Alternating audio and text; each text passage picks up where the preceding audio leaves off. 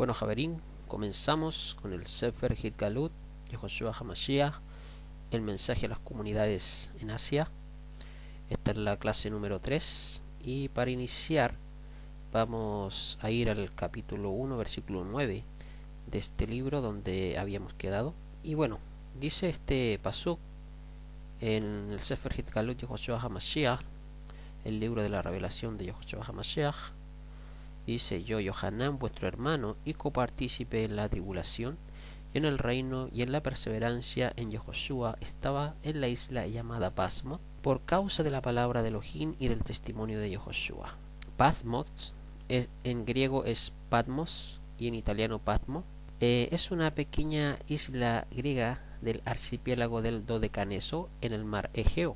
Algunos comentaristas de forma hipotética dicen que el tiempo en que Yohanan estuvo en Patmos cuadra mejor con el año 95 después de la era común aproximadamente, durante el reinado de Domiciano, o en el año 68 al 69 después de la era común, durante el reinado de Nerón, cuando las persecuciones de los seguidores del Mashiach fueron más intensas. El siguiente pasaje, el versículo 10 al 11 del capítulo 1 dice: yo estaba en el espíritu en el día del Señor, y oí detrás de mí una gran voz como de trompeta.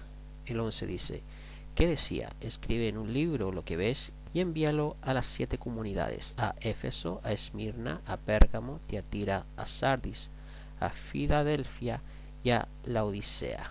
Los nombres de los lugares en donde estaban las comunidades en Asia no son hebreos sino oriundos de dicho lugar, y es por eso que se dificulta dar un significado hebreo, pero sí se puede definir la característica que resalta en cada una de ellas. Por ejemplo, Éfeso había abandonado su primer amor, Semirná sufría persecución, Párgamos necesitaba hacer teshuvá, o sea, retornar a Hashem, a su Torah, Tiatira tenía una falsa profetisa, Sardis se había quedado dormida espiritualmente, o sea, estaba en ese estado de caret. Filadelfia había perseverado con paciencia, la Odisea estaba tibia e insípida espiritualmente. En realidad había muchas más comunidades, pero Mashiach elige a estas 7 en su revelación a Yohanan para mostrar las 7 áreas en las que como comunidad del Mashiach debemos de cuidar para no caer en caret. Veamos el concepto de caret. Caret es la retribución divina, castigo dirían algunos, por determinados actos negativos, pecados que hacen que la persona al morir en este mundo muera definitivamente como los animales sin gozar de la vida en el más allá. Véase en Maimónides, Hilhot Teshuvah 8.1, entre otras fuentes. Otros eruditos opinan que caret es la muerte por mano de Elohim, cuando no era aún el momento de morir. Algunos sabios en Semajot 3.1 anotan que este castigo se produce antes de la edad de 50 años, y es por esto que muchos conocedores celebran su gran luz en ese cumpleaños. Ver en el Talmud Babli en Moed Katan 28a. Y otros eruditos opinan que caret es el morir sin hijos. Ver Rashi en el Talmud Babli en Shabbat 25b la palabra caret. Entonces, ya teniendo presente qué significa caret, vamos a ver otros comentarios. Por ejemplo, están los que consideran el concepto de caret, que es quedar apartados o segregados del pueblo. Es una muerte social a partir de una mácula espiritual. En esta línea, y para establecer clara diferencia con el jerem, o sea, con la excomunión, en el pensamiento cabalístico se explica que en realidad es un exilio del alma, y que ya no percibe gozo en el contacto con la luz de lo alto. Esto significa que puede estar físicamente junto a otros Yehudim, otros judíos, incluso en actividades plenas de espiritualidad, pero el que parece de caret es insensible a la Ruach HaKodesh. Su sed de espiritualidad está mustia y se redirige hacia actividades espirituales negativas o hacia el abismo del consumismo materialista. Obviamente, su yo esencial reconoce la falacia en la que está viviendo y se sumerge cada vez más en la miseria espiritual, en la angustia más profunda, que tiende a ser callada con todo tipo de excusas, drogas, poder, religiones, fe, etc. Estas divergencias de opiniones las podemos comprender a la luz de reconocer que existen diversos tipos de acciones que provocan la retribución de Karet, siendo entonces todos estos castigos mencionados aplicables de acuerdo a la severidad del acto negativo. Recordemos que todos los pecados son ataques contra nuestra nefesh, contra nuestra alma, y que estas lesiones perjudican también nuestro ruach, nuestro ánimo. Por tanto, las retribuciones divinas son rectificadoras de nuestro sistema espiritual y del equilibrio quebrado por el acto negativo. Sea cual sea efectivamente el castigo divino, sin duda es una retribución muy dura y es difícil para el pecador percatarse de la gravedad, ya que no lo juzga tribunales terrenales que le quiten esa severidad al castigo divino, ni le señalan judicialmente su mal paso para darse cuenta de su error de vida y así enmendarse.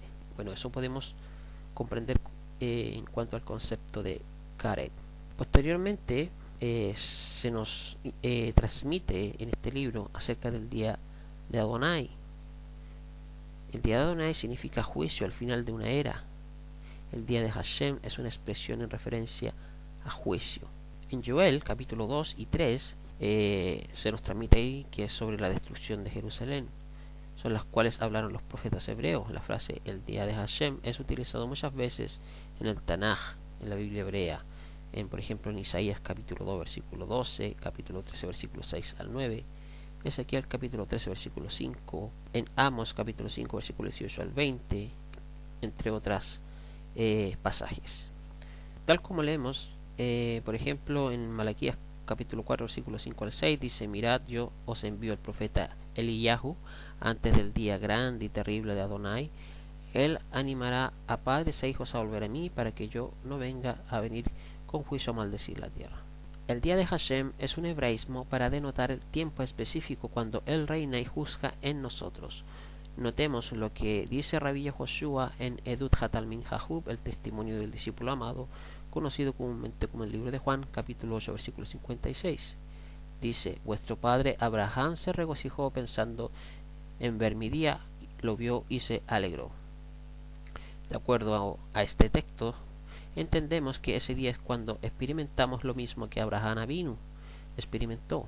O sea, que no es un día literal, sino un día esencial en donde nuestro ser se conecta a su esencia espiritual y se inclina al cumplimiento del propósito divino. Para comprender más haremos uso de algunos textos como referencia para ir a la definición de lo que es el día de Hashem en el contexto hebreo.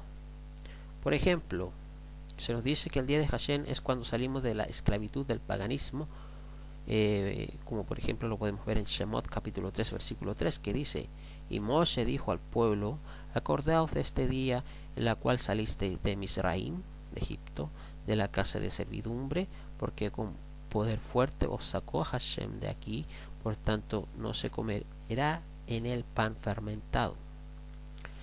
El día de Hashem tiene que ver cuando viene la confianza, la firmeza y la salvación. Véase Shemot capítulo 14 versículo 13, que dice: dijo Moshe al pueblo: no temáis, permaneced firmes y ved la salvación que el Eterno obrará para vosotros hoy, porque los egipcios que hoy habéis visto nunca más los volveréis a ver.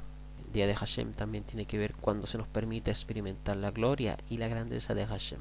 Véase Devarim, Deuteronomio capítulo 5 versículo 24, que dice: llegaste tú y oye todo lo que dijere el Eterno nuestro Elohim, luego tú nos dirás todo lo que te dijere el Eterno nuestro Elohim, así nosotros lo oiremos y lo cumpliremos. Llégate tú y oye todo lo que dijere el Eterno nuestro Elohim, luego tú nos dirás todo lo que te dijere el Eterno nuestro Elohim, así nosotros lo oiremos y lo cumpliremos. Existen otros pasajes en referencia al día de Hashem.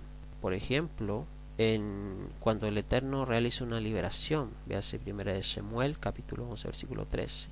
Cuando se recibe bien por mal, véase segunda de Shemuel capítulo 16 versículo 12.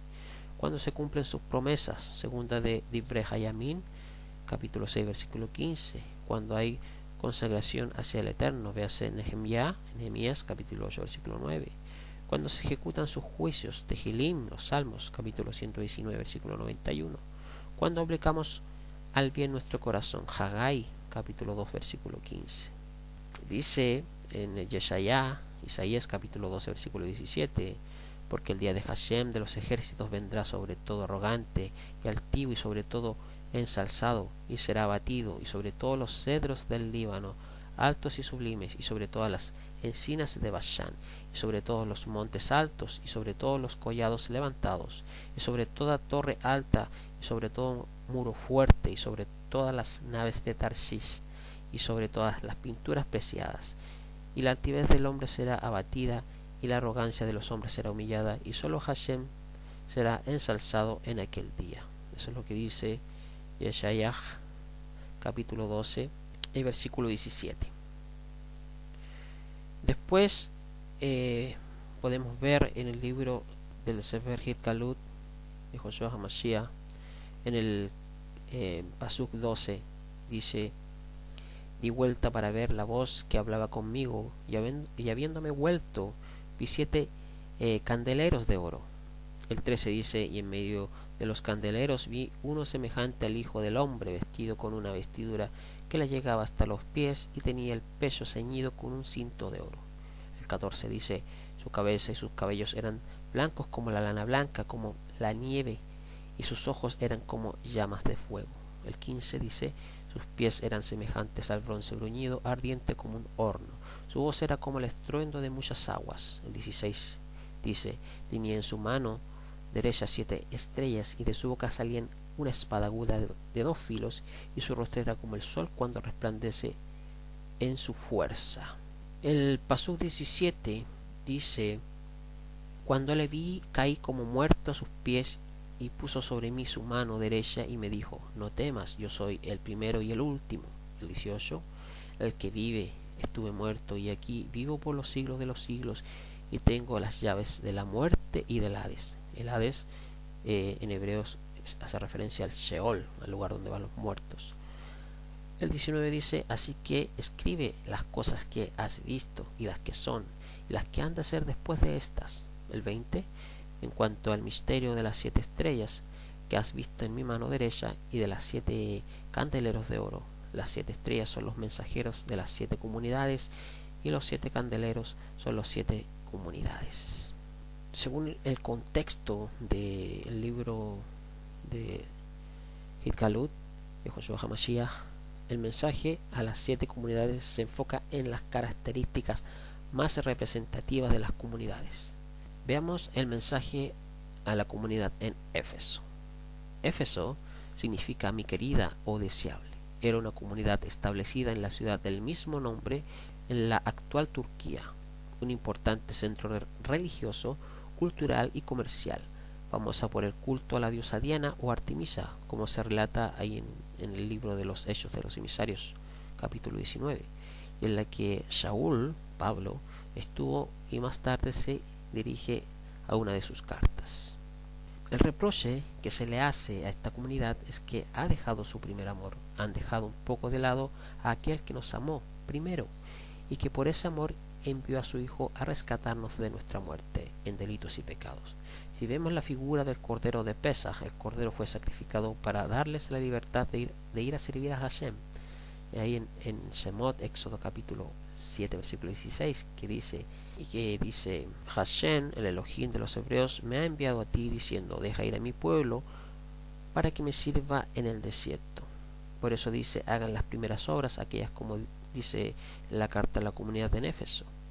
En el capítulo 2, versículo 10, que dice: somos creados en Mashiach Yehoshua para buenas obras, que de antemano dispuso Elohim que practicáramos, o sea, practicar los mandamientos, la Torah. Y por otro lado, que recuerden de dónde han caído, que no se enorgullezcan ni se ensoberbezcan, sino que sean humildes, que hemos sido rescatados no por nuestros méritos sino por amor. Y les dice que viene pronto. Veremos que el pronto es de esa época, y a medida que van pasando las comunidades, les dice a la última comunidad que ya está a las puertas. En el capítulo 2, versículo 6 dice: en el capítulo 2, versículo 6 dice: tienes en cambio a tu favor que detestas el proceder de los nicolaitas, que yo también detesto. Los nicolaitas son grupos que quieren imponer jerarquías. La palabra en sí significa control sobre el pueblo o triunfo sobre el pueblo. Nikos significa triunfo, victoria, control, manipulación. Y laos, pueblo, gente, multitud. Yehoshua había dicho que entre las naciones les gusta enseñorearse de los demás, pero que entre los seguidores del Mashiach no debía ser así, pues todos somos hermanos, y que el que quiere ser grande entre otros se haga servidor. En Mateo capítulo 20, versículo 25 al 27 leemos: Sabéis que los gobernantes de las naciones se enseñorean de ellas, y los grandes ejercen su autoridad sobre ellas. En el versículo 26 dice: No será así entre vosotros, sino que el que quiera llegar a ser grande entre vosotros será vuestro servidor, y el que quiera ser primero entre vosotros será vuestro esclavo. Así como el Hijo del Hombre no vino para ser servido, sino para servir y dar su vida en rescate por muchos. Es justamente a la comunidad de Éfeso que Shaul le dice que sabe que de entre ellos después surgirán lobos rapaces, que no perdonarán el rebaño, que harán comercio con la palabra y hablarán perversidades. Véase Hechos capítulo 20, versículo 20 al 38. Y es también donde tiene problemas con los que comercializaban con el culto a Diana, que más tarde se transformaría o más bien cambiaría de nombre surgiendo la mariolatría. En el capítulo 2, versículo 7 dice: El que tiene oído oiga lo que la Ruaj dice a las comunidades. Al que venza le daré de comer del árbol de la vida que está en medio del paraíso de Elohim. Para comprender estos textos hay que analizarlo o buscar el significado de lo relevante, como por ejemplo en Hitgalut capítulo 2 versículo 7, donde se menciona: a los que salgan vencedores les daré de comer del árbol de la vida, el cual está en medio del paraíso de Elohim. Es Haim, árbol de la vida, es el Mashiach, el cual se encuentra en medio del Gan Elohim, del jardín de Elohim. Como tratamos anteriormente, que Gan, jardín, representa al propósito divino, y Eden a la Abodat HaMashiach, o sea, el servicio del Mashiach. Cuando HaMashiach dice esto, es posterior a lo que está diciéndole a la comunidad de Éfeso, la cual tenía buenas obras, pero había descuidado la esencia, su primer amor. O sea, hacían las cosas ya de manera religiosa, descuidando el sentido esencial que habían recibido del Mashiach. El mensaje es que si esta comunidad se arrepiente y se vuelve en Teshuvah, o sea, retorna a Hashem, a su Torah, entonces tendrían nuevamente el disfrute de los secretos que el Mashiach se encuentran. Tenía una vez más la oportunidad de recobrar su identidad. Veamos el mensaje a la comunidad en Esmirna. Esmirna significa la que destila mirra. Esto es muy significativo, ya que la mirra es una sustancia, un perfume cuya fragancia se percibe al ser triturada y que se usa para ungir muertos. Se relaciona con el duelo, con sufrimiento y muerte. Era una comunidad establecida en la ciudad del mismo nombre, en la costa egea de la actual Turquía, en la cual era impositivo el reconocer al César como Dios. Esta es la etapa en que ya ha crecido la difusión del buen mensaje de la Besorah HaGeulah Israel, las buenas nuevas de la redención de Israel, por lo que empieza la persecución y muchos son muertos horriblemente martirizados. Por eso, a esta comunidad Yehoshua se presenta dándoles esperanza en Él, quien estuvo muerto y volvió a vivir. Después dice: escribe al mensajero de la comunidad de Esmirna, esto dice el primero y el postrero, el que estuvo muerto y volvió a vivir. El versículo 9 dice: sé tu tribulación y tu pobreza, pero eres rico, y la blasfemia de los que dicen ser Yehudim, judíos, y no lo son, sino sinagoga de Hasatán. Yehoshua sabe lo que padecen, los anima, les dice que son ricos, pues no están afanados en lo material, sino que su tesoro estaba en los cielos. Además, por la persecución habían perdido sus rollos de textos de estudios, pero vivían la palabra y eran fieles hasta la muerte.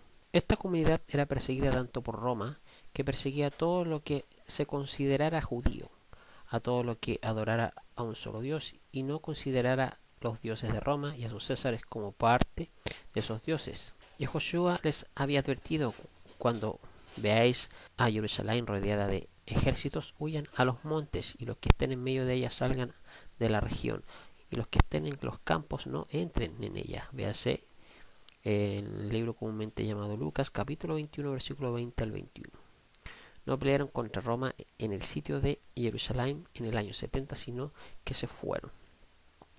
Y Josué les dice que él conoce a los que realmente son su pueblo y quienes son los que dicen ser Yehudim, judíos, y no lo son. Un verdadero Yehudí, judío, es el que exalta a Hashem, al Shaddai, que guarda a los mandamientos, alabando a Hashem con su vida. Por esto Saúl dice que no es Yehudí solo el que lo es en la carne, que no toda la descendencia de Abraham es Israel, sino que todo el que en el Mashiach del que Isaac es tipo, el hijo que en obediencia a su padre ofrece su vida, viene a ser hijo conciudadano de Israel, heredero de la promesa, miembro de la familia de Elohim. Véase la carta a la comunidad en Éfeso capítulo 2 versículo 19.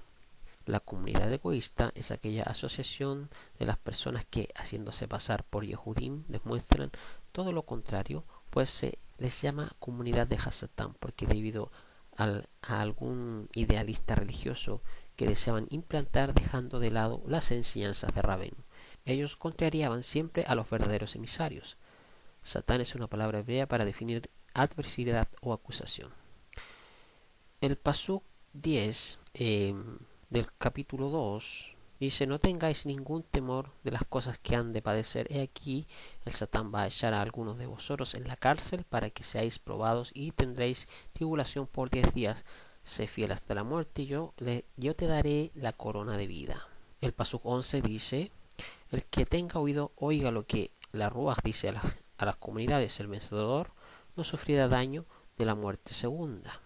Josué les advierte que van a padecer, pero les anima a no temer, a permanecer fiel como habían dicho antes, ahí en Lucas capítulo 12 versículo 4 al 5, cuando dice: os digo, amigos míos, no temáis a los que matan el cuerpo y después de esto no pueden más hacer. Yo os advertiré a quién debéis temer. Temed a aquel que después de matar tiene poder para echar en el Gehenna, en el basurero. Los 10 días puede ser que significa una representación del total a los 10 emperadores más crueles que los martirizaron.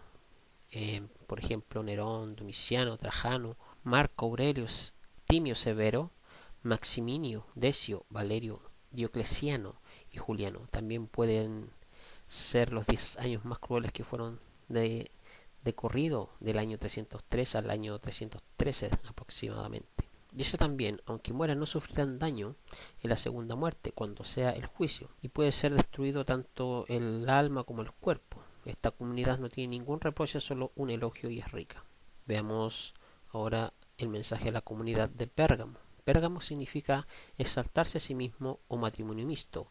Era una comunidad establecida en la ciudad del mismo nombre, en la actual Turquía, ciudad cosmopolita de encuentro cultural del Imperio Romano, centro pagano de deidades antiguas donde se encontraba la silla de Zeus, un altar con una superficie aproximada de 36 por 34 metros, que se caracterizaba por sus enormes escalinatas, sólidas columnas y un friso que representaba la lucha entre los gigantes y los dioses de la mitología griega. A esto se refiere Saúl cuando habla del trono de Satán.